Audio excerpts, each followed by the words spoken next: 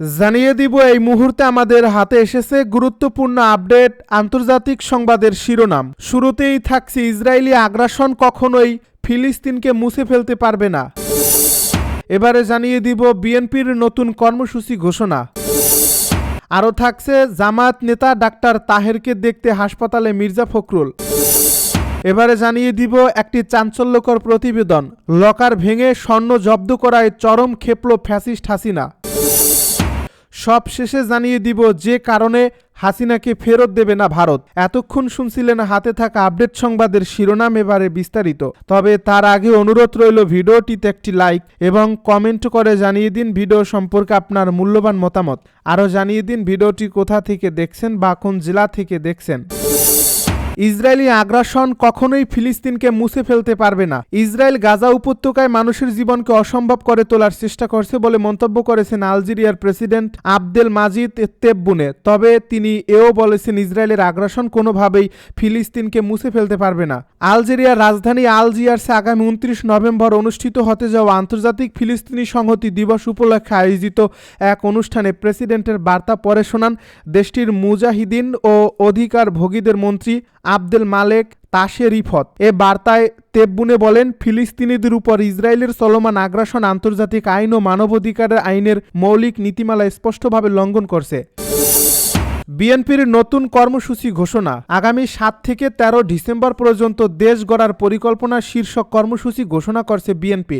বৃহস্পতিবার জরুরি সংবাদ সম্মেলনে এই কর্মসূচি ঘোষণা দেন দলের সিনিয়র যুগ্ম মহাসচিব রুহুল কবির রিজভী আহমেদ। এর আগে হুসেইন মুহম্মদ এরশাদের চরিত্র ও শেখ হাসিনার চরিত্রের মধ্যে কোনো পার্থক্য নেই বলে মন্তব্য করেন বিএনপির সিনিয়র যুগ্ম মহাসচিব রুহুল কবির রিজভী আহমেদ। বৃহস্পতিবার শহীদ ডাক্তার শামসুল আলম মিলনের 35তম শাহাদাত বার্ষিকী উপলক্ষে 90 ডাকসু ও সর্বদলীয় ছাত্র ঐক্যের আয়োজিত আলোচনা সভায় তিনি এ মন্তব্য করেন। রুহুল কবির রিজভী বলেন, হুসেইন মুহম্মদ এরশাদের চরিত্র ও শেখ হাসিনার চরিত্রের মধ্যে কোনো পার্থক্য নেই বলেই তারা বারবার পরস্পরের বিরুদ্ধে নানা কথা বলার পরও একটি চূড়ান্ত মুহূর্তে তারা একত্রিত হয়েছে। তারা গণতন্ত্রকে ছুরি দিয়ে আঘাত করছেন, ব্যাংক লুট করেছিলেন এরশাদ, আর চূড়ান্ত রূপ দিয়েছিলেন শেখ হাসিনা।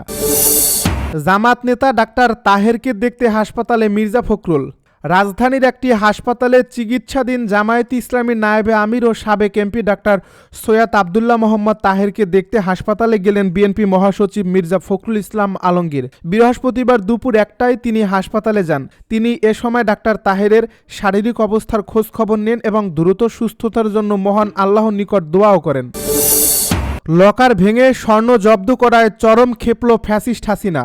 ব্যাংকারের লকার ভেঙে প্রায় 1000 ভরি স্বর্ণ জব্দ করায় চরম ক্ষেপল ভারত পলাতক শেখ হাসিনা।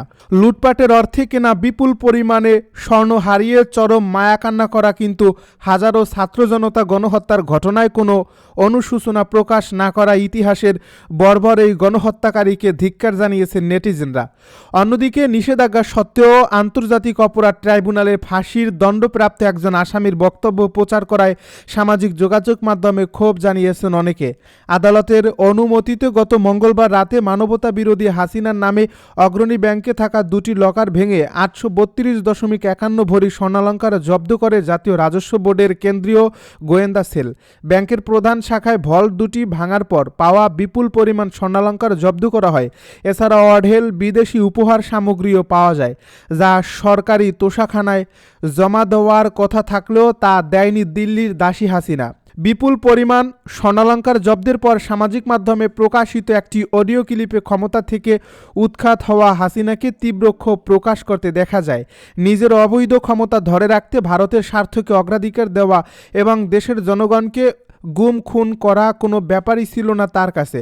পাহাড় পরিমাণ সম্পদ থেকে মাত্র 832 ভরি স্বর্ণ জব্দ হওয়ায় সারা জীবন স্বজন হারানোর বেদনার নাটক করে রাজনীতি করা আওয়ামী প্রধান যেভাবে ক্ষিপ্ত হয়েছেন তাতে ক্ষুব্ধ হয়েছেন দেশপ্রেমিক জনতা।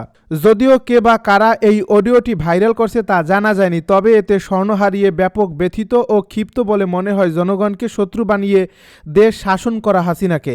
এই জব্দের ঘটনায় সে সরাসরি ডক্টর মোহাম্মদ ইউনূস এবং বর্তমান সরকারের বিরুদ্ধে ক্ষোভ প্রকাশ করে। লকার ভাঙার বৈধতা নিয়েও হাস্যকর প্রশ্ন তোলে জুলাই অভ্যুত্থানে গণহত্যার দায়ে মৃত্যুদণ্ডপ্রাপ্ত এই সাবেক স্বৈরাচার। কারণ সে জীবিত আছে এবং চাবি রয়েছে তার কাছে। এই অডিওতে হাসিনা স্বীকার করে লকারে স্বর্ণ ছিল, কিন্তু তা সম্পূর্ণ পারিবারিক সম্পদ। তার দাবি এটি তার দাদি, নানি, মা, ভাই কামাল ও জামালের স্ত্রী এবং পুতুলের গহনা। লকারে রাখা স্বর্ণ প্রধানমন্ত্রী হওয়ার পরে জমা রাখা হয়েছে। এই অভিযোগকে সে চ্যালেঞ্জ করে। চোরের মার বড় গলায় সে দাবি করে 1996 সালে প্রথম প্রধানমন্ত্রী হওয়ার পর থেকে সে কোনোদিন অগ্রণী ব্যাংকে যায়নি বা লকারও খোলেনি। জনশ্রুতি আছে, ফ্যাসিস্ট এই হাসিনা গণ অভ্যুত্থানের মুখে পালানোর 3 দিন আগেই নেতাকর্মীদের জনরোষের মধ্যে রেখে নিজের আত্মীয় স্বজনকে নিরাপদে বিদেশে পাঠিয়ে দেয়। তাদের সাথে পাচার করে নিয়ে যাওয়া হয় বিপুল পরিমাণ অর্থ ও স্বর্ণালঙ্কার। এমনকি হাসিনা দিল্লি পালানোর দিনেও নিজের হেলিকপ্টার ভর্তি করে অর্থ সম্পদ নিয়ে গেছে বলে জানা যায়। তবে কেন, কোন কারণে জব্দ করা এই স্বর্ণ ফেলে যায় তা এখনো জানা যায়নি। যে কারণে হাসিনাকেও ফেরত দেবে না ভারত। সাবেক প্রধানমন্ত্রী শেখ হাসিনার প্রত্যর্পণ চেয়ে ভারতের কাছে একটি নোট ভার্বাল পাঠিয়েছে বাংলাদেশ সরকার। 17 নভেম্বর আন্তর্জাতিক অপরাধ ট্রাইব্যুনাল 1 শেখ হাসিনা ও সাবেক স্বরাষ্ট্রমন্ত্রী আসাদুজ্জামান খান কামালকে মৃত্যুদণ্ড দেওয়ার পর এ অনুরোধ পাঠানো হয়। জুলাই আগস্ট 2024 সালে ছাত্র আন্দোলনের দমন পীড়নের সময় প্রায় 1400 মানুষের মৃত্যুর জন্য তাদের দায়ী করা হয়েছে। রায়ের পর থেকে ঢাকার পক্ষ থেকে এ ধরনের আনুষ্ঠানিক পদক্ষেপ প্রত্যাশিত ছিল। রায় ঘোষণার পরপরই অন্তর্বর্তীকালীন সরকার দিল্লিকে দ্রুত হাসিনা ও কামালকে বাংলাদেশে ফেরত পাঠানোর আহ্বান জানায়। বাংলাদেশের পররাষ্ট্র মন্ত্রণালয় জানায়, বিদ্যমান প্রত্যর্পণ চুক্তি অনুযায়ী ভারতের জন্য এই পদক্ষেপ বাধ্যতামূলক। একই সঙ্গে তারা সতর্ক করে যে মানবতা বিরোধী অপরাধে দণ্ডিত ব্যক্তিদের আশ্রয় দেওয়া অবন্ধুপূর্ণ আচরণ হিসেবে বিবেচিত হবে এবং ন্যায় বিচারের পথে বাধা সৃষ্টি করবে। 2024 সালের 5 আগস্ট সরকারের পতনের পর শেখ হাসিনা ভারতে আশ্রয় নেন এবং সেখান থেকেই বিভিন্ন বিবৃতি ও সাক্ষাৎকার দিয়ে আসছেন। গত 1 বছরে বাংলাদেশ সরকার এ বিষয়ে একাধিকবার অনুরোধ জানালেও ভারত সেসবের সরাসরি জবাব দেয়নি। গত বছরের ডিসেম্বরের প্রথম নোট ভার্বাল শুধুমাত্র গ্রহণের স্বীকারোক্তি পেয়েছিল। দ্বিতীয় অনুরোধেরও কোনো উত্তর আসেনি।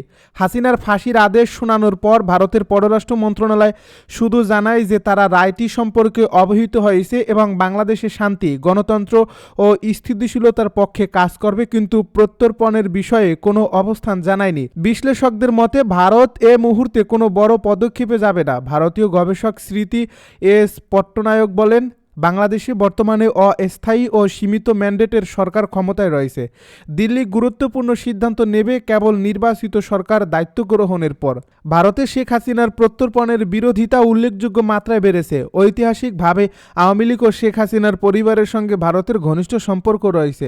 মুক্তিযুদ্ধের সময় সহযোগিতা, 1975 পরবর্তী আশ্রয় প্রদান এবং দীর্ঘমেয়াদী নিরাপত্তা সহযোগিতার কারণে শেখ হাসিনাকে দিল্লি দীর্ঘদিন ধরে ঘনিষ্ঠ মিত্র হিসেবে দেখে এসেছে, যার ফলে একজন বন্ধুকে মৃত্যুদণ্ডের মুখোমুখি পাঠানো ভারতের জন্য রাজনৈতিকভাবে স্পর্শকাতর একটি বিষয়।